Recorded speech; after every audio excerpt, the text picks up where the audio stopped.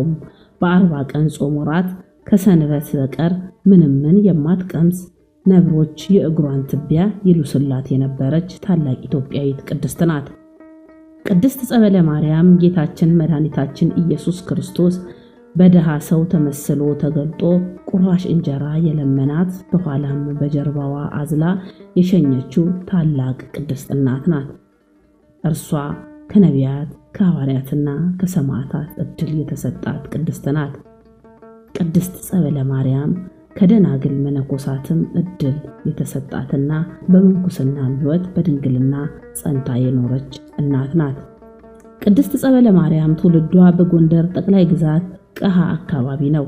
ወላጆቿ አባቷ እንድሪያስና እናቷ መስቀል ክብራ በፈሪሃ እግዚአብሔር ሥርዓተ ቤተክርስቲያንን እያስተማሩ በሃይማኖትና በምግባር ኮትኩተው ያሳደጓት ቅድስት እናት ናት።